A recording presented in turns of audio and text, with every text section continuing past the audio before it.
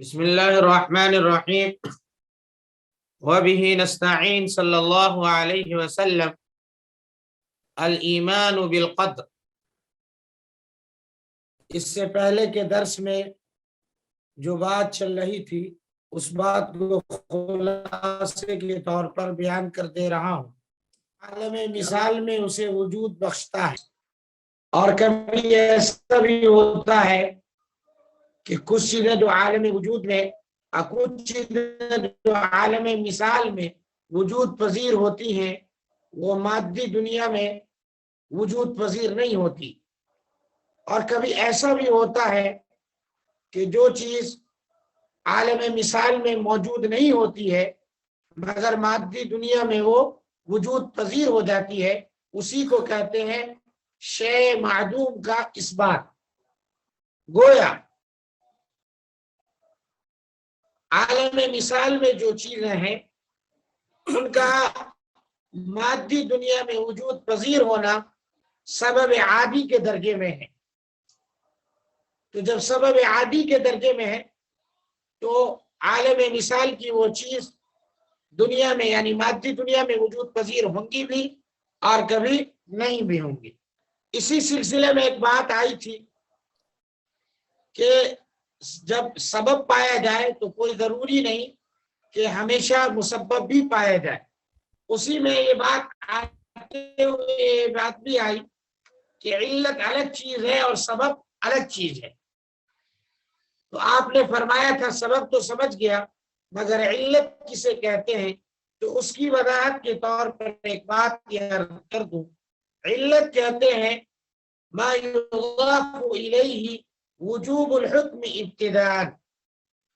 علت سے مراد وہ چیز ہے جس کی طرف بغیر کسی واسطے کے حکم کا وجوب منسوب کیا جائے، اسے علت کہتے ہیں۔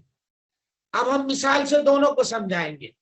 پہلی چیز کہ ہر وہ ایسی چیز جس کی طرف بغیر کسی واسطے کے کوئی حکم کا وجوب منسوب ہو اسے علت کہیں گے۔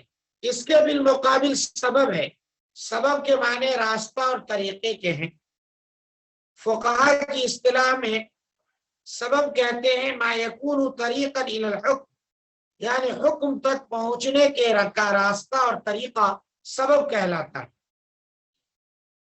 اس طرح اور علت کہتے ہیں کہ بغیر کسی واسطے کے حکم تک پہنچا جائے، اور سبب اس واسطے کو اور راستے کو کہتے ہیں جو حکم تک پہنچائے۔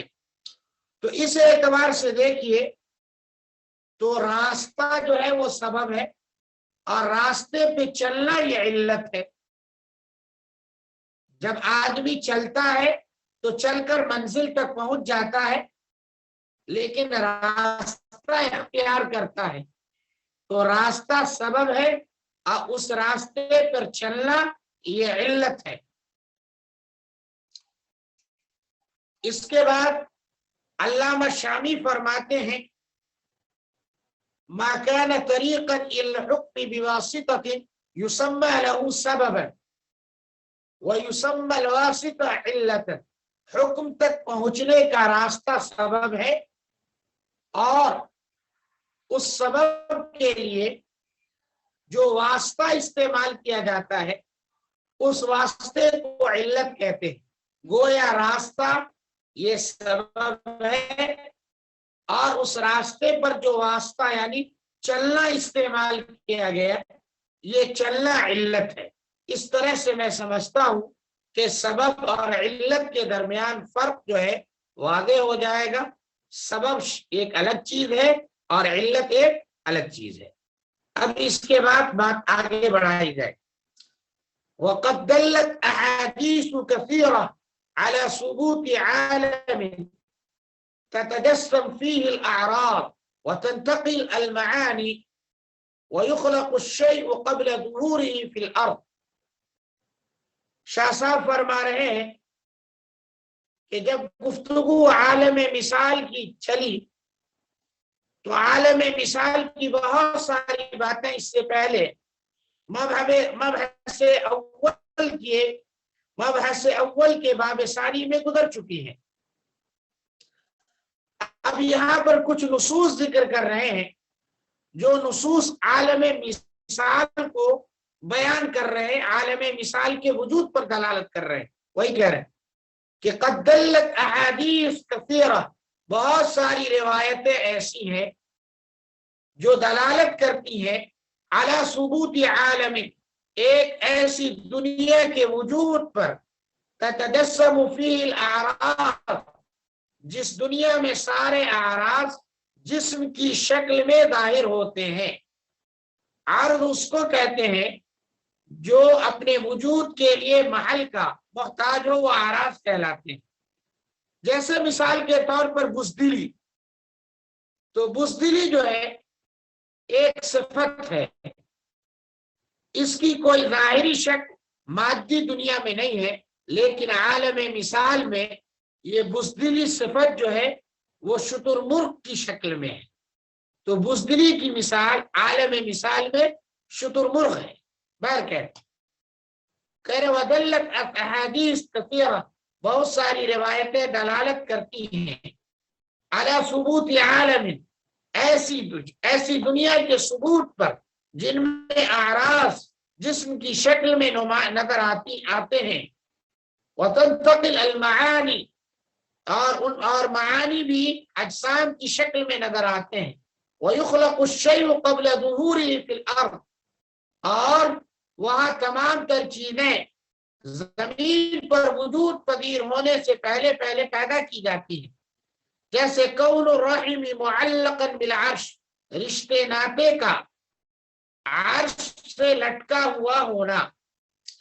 یہ روایت میں ثابت ہے کہ رشتے ناطے عرش سے لٹکے ہوئے ہوتے ہیں۔ تو اب یہ چیز عالم مثال میں ایک شکل اور صورت میں نظر آتی ہے۔ وَنُزُولِ الْفِتَنِ كَمَوَاقِعِ الْقَطَرِ، فتنے جو ہیں وہ بارش کے قطرے کی طرح کے ٹپکنے کی طرح فتنے برپا ہوں گے۔ اب یہ فتنوں کا برپا ہونا ظاہری شکل میں وہاں، یعنی جس طرح سے بارش ٹپکتی ہے، بارش کے قطرے ٹپکتے ہیں، ویسے ہی فتنے جو ہے برپا ہوں گے۔ تو اس کو بھی ظاہری شکل میں عالم مثال میں اللہ تبارک و تعالی ظاہری شکل میں اسے کیا کہتے دکھاتا ہے۔ وخلق النیل والفرات فی اصل السدرہ، کہ سدرۃ المنتہا کی جڑ میں نیل و فرات کی پیدائش اور تخلیق، ثم انزالہما الی الارض، پھر ان دونوں کو زمین پر اتارنا، وانزال الحدید والانعام، لوہے اور چوپایوں کا اتارنا، یا سورۃ الحدید اور انعام کا نزول، وانزال القرآن الی السماء الدنیا مجموعا، اور ایک بارگی یعنی کمپلیٹلی مکمل طور پر قرآن کا سماء دنیا کی طرف نازل کرنا، وحضور الجنت والنار، جنت اور جہنم کا حاضر ہونا، بین یدی نبی صلی اللہ علیہ وسلم، آپ صلی اللہ علیہ وسلم کے سامنے، وبین جدار المسجد، اور مسجد کی دیوار کے سامنے، آپ صلی اللہ علیہ وسلم اور مسجد کی دیوار کے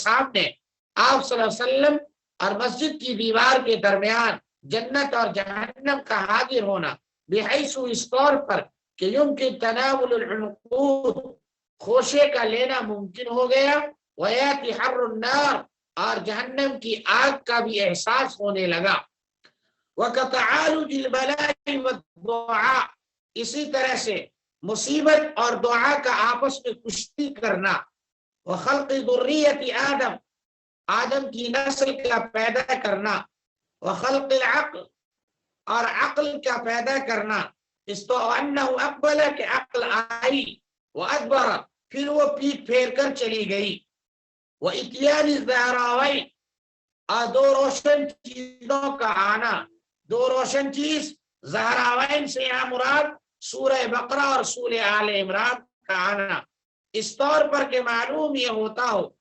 فرقانی، وہ دونوں کے دونوں دو جماعت ہو، من طیر صواف، سب بستہ پرندے کی دو ٹکڑیاں ہوں، वज़न अल-अमाल, इसी तरह से अमाल का वजन करना, वहुफूफ अल-जन्नति बिल मकारिह, जन्नत को नापसंदीदा चीजों से घेर देना और जहन्नम को ख्वाहिशात से घेर देना, वअमसाल ज़ालिक, और इन जैसी मिसालें, मिम्मा ला यख्फा अला मन लहू अदना मारिफा बिस्सुन्नह, और इन जैसी बहुत सारी वो मिसालें जो उस आदमी के लिए मख्फी और छुपी हुई नहीं है, जिसको सुन्नत की, हदीस की जर्रा भी जानकारी है, उसको ये सारी बातें मालूम है।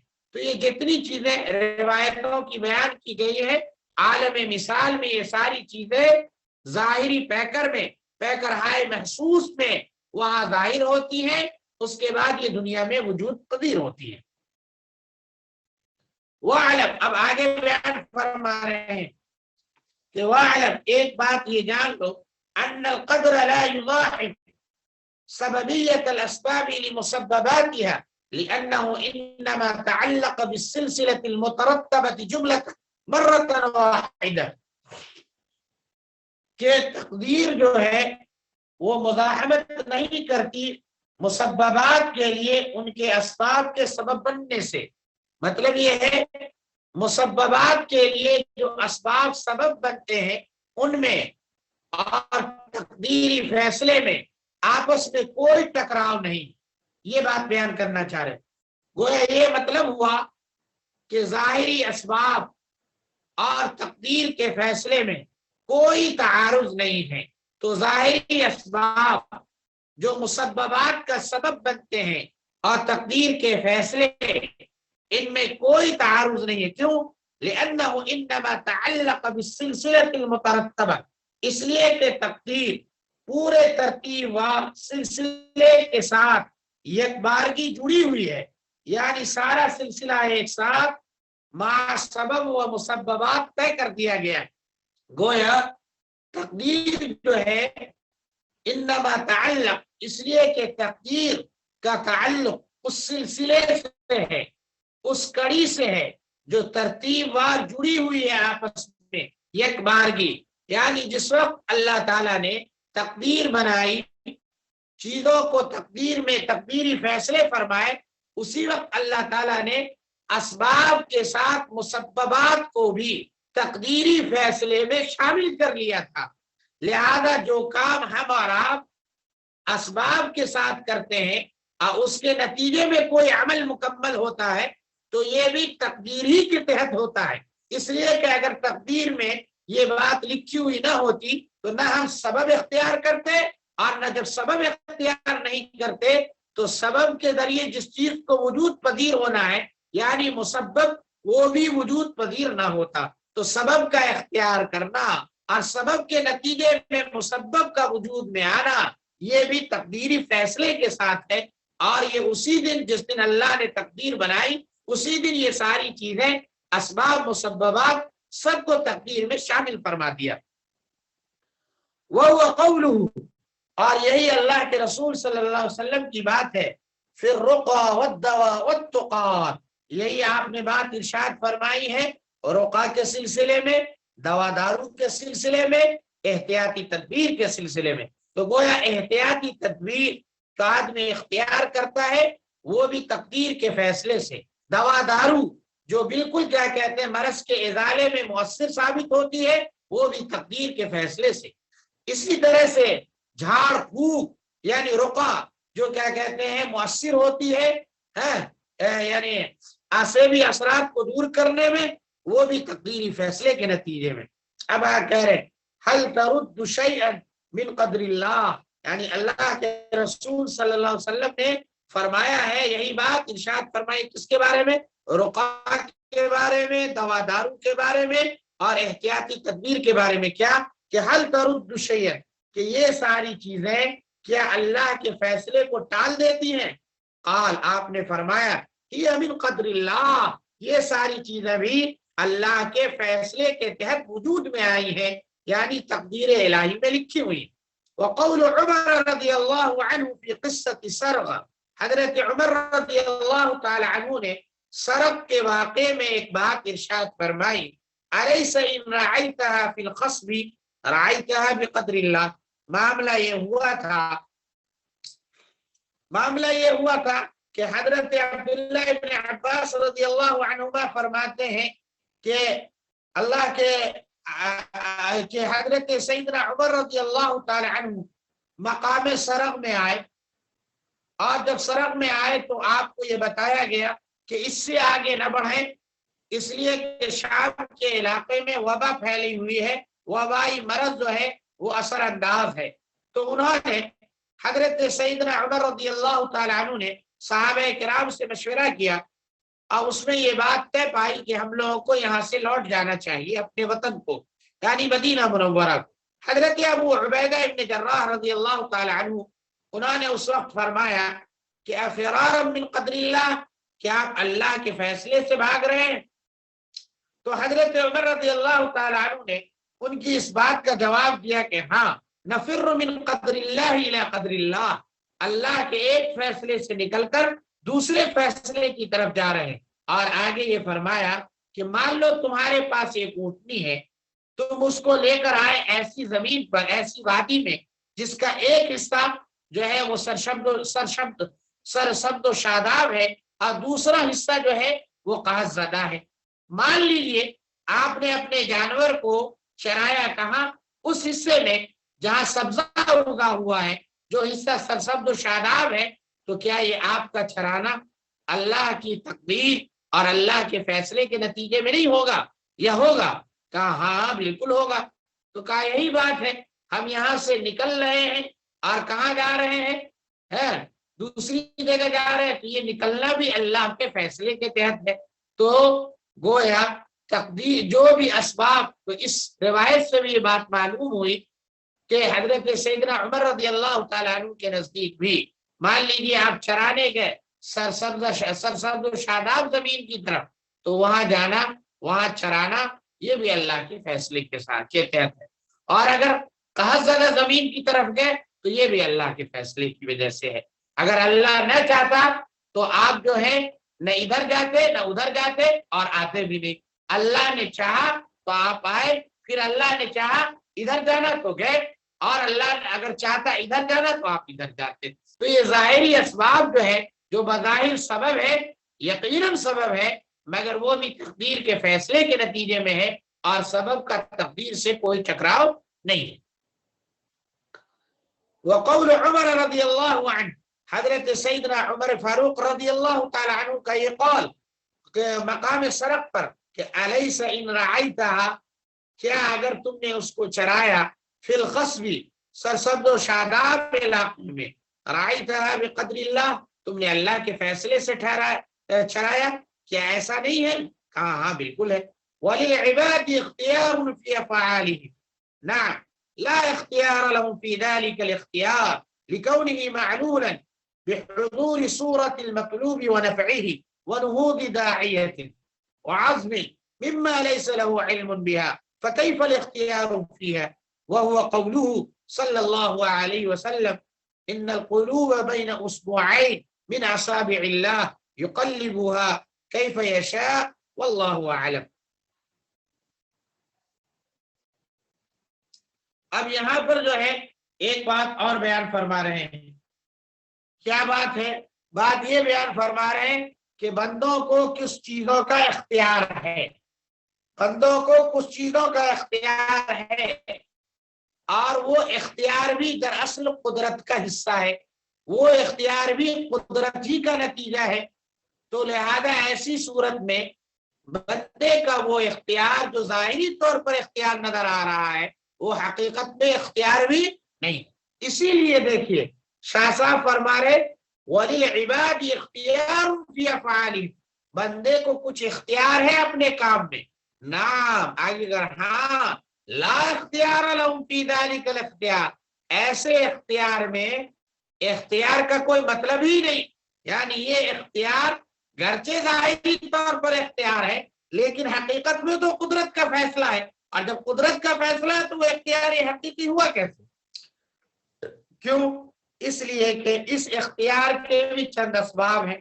مثال کے طور پر جب کوئی کام آپ کرتے ہیں تو کام کرنے کا کی شکل کیا ہے؟ جب تک آپ کام کو جانیں گے نہیں اس وقت تک آپ کوئی کام نہیں کریں گے۔ پھر آپ وہ کام کیسے کرتے ہیں؟ جب اس کام میں آپ کو معلوم ہوتا ہے نفع ہے تب آپ کسی کام کو کرتے ہیں. پھر اس کے بعد کام کے جب معلوم ہے نفع ہے تو آپ کے دل میں جب تک داعیہ اور عزم پیدا نہ ہو اس وقت تک آپ اس کام کو نہیں کرتے ہیں. تو جب یہ تینوں چیزیں حاصل ہو جاتی ہیں تب آپ اس کام کو کرتے ہیں، تب گویا آپ کو اختیار حاصل ہوتا ہے. اور ان تین چیزوں کا علم آپ کو بالکل نہیں ہے. آپ کو صاحب جو کام کرنے جا رہے ہیں اس کی نوعیت کیا ہے اس کا بھی علم نہیں ہے، نفع نقصان ہے یا نہیں اس کا بھی علم نہیں ہے. اسی طرح سے صاحب کیا کہتے ہیں اس کام کے کرنے کا داعیہ ہے یا نہیں یہ بھی من جانب اللہ. تو جو آپ کو کسی کام کی تصویر نظر آتی ہے یا منفعت کا ہونا یا نہ ہونا نظر آتا ہے یہ سب کچھ آپ کے پاس اس کا کچھ بھی علم نہیں ہے. جو بھی علم آتا ہے وہ من جانب اللہ آتا ہے. تو جب ان چیزوں کا علم ہی نہیں اور علم بھی آیا تو اللہ کی طرف سے ہی آیا تو پھر یہ اختیار کس چیز کا؟ یہ ظاہری طور پر اختیار ہے، حقیقی طور پر یہ اختیار نہیں ہے. تو ایسی صورت میں بندے کو اپنے اعمال کے تعلق سے پورا اختیار ہو جائے ایسا نہیں ہے. جی اسی چیز کو بیان کر رہے ہیں. ولی عباد اختیار، بندے کو اختیار ہے اپنی نقل و حرکت میں. ہاں اختیار نہیں ہے، اس اختیار میں اختیار کامل نہیں ہے. کیوں؟ اس لیے کہ وہ اختیار بھی معلول ہے، یعنی اس اختیار کی بھی علت ہے. یعنی وہ اختیار بھی اس وقت سامنے آتا ہے بحضور صورت المطلوب، جب بندے کے سامنے یعنی مطلوبہ عمل کی تصویر ہوتی ہے. ونفعہ، مطلوبہ عمل جو ہے فائدے مند ہے یا نہیں یہ بات بھی واضح ہوتی ہے.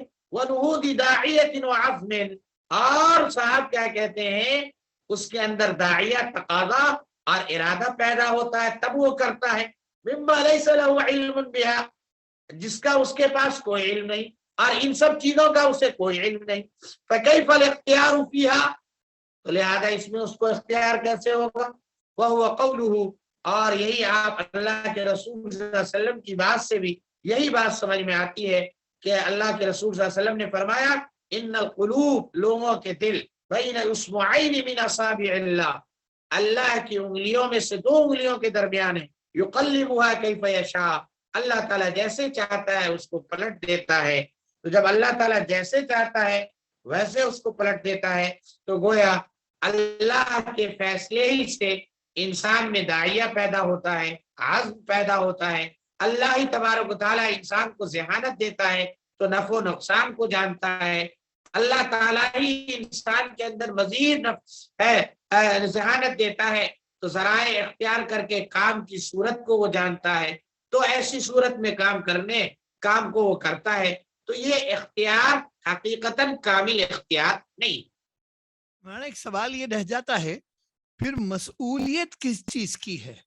مثلا قیامت کے دن اس کو سوال کیا جائے گا اس کے اعمال کا. وَمَن يَعْمَلْ مِثْقَالَ ذَرَّةٍ خَيْرًا يَرَهُ وَمَن يَعْمَلْ مِثْقَالَ ذَرَّةٍ شَرًّا يَرَهُ. تو اب سوال یہ اٹھتا ہے مولانا کہ اگر ساری چیزیں اللہ کی جانب سے پہلے ہی سے مقرر کر دیے گئے ہیں اور ہر عمل کو انسان جو وہ کرتا ہے وہ اسی وجہ سے کرتا ہے تاکہ اس کے دماغ میں اس کی مثال جو پہلے سے تھی وہ اس کے دماغ میں ڈالی جاتی ہے. تو یہ ایک بہت پرانا سوال ہے تو میں نے سوچا آپ سے پوچھ لوں کہ لوگ ہم سے یہ سوال کرتے ہیں اگر ساری چیزیں مقدر ہیں تو پھر عمل کا خیر اور بد ہونا اور اچھے عمل کا کرنا یا نہ کرنا اس کے پیچھے کیا جواز ہے؟ یہ تو شاہ صاحب نے جو سمجھایا ہے اپنے طور پر کہ وہ انسان ان ذرائع سے اختیار حاصل کرتا ہے تو یہ اختیار کامل اختیار نہیں. بہرکیف سمجھایا. مثال کے طور پر جب ہمیں معلوم ہے جیسے آپ نے سوال کیا کہ برائی بھی من جانب اللہ ہے بھلائی بھی من جانب اللہ، تو پھر انسان برا کرے تو کیوں باس پرس ہو اور اچھا کرے تو یہ کون سی خوبی ہو گئی کہ اس کو جزا و سزا میں کیا کہتے ہیں اسے اچھا بدلہ ملے. اسی کو آپ نے پوچھا کہ پھر مسئولیت کس چیز کی، سوال کس چیز کا، جب ساری چیز پہلے سے مقدر ہے. اس کو بڑے اچھے انداز سے یوں سمجھایا ہے کہ اللہ کے علم میں ہے ساری چیزیں. اللہ نے ہمیں اختیار دیا ہے اچھا کرنے کا بھی اور برا کرنے کا بھی. ٹھیک ہے، ہم اب یہ کہیں کہ اچھا بھی من جانب اللہ اور برا بھی من جانب اللہ، کیا مطلب؟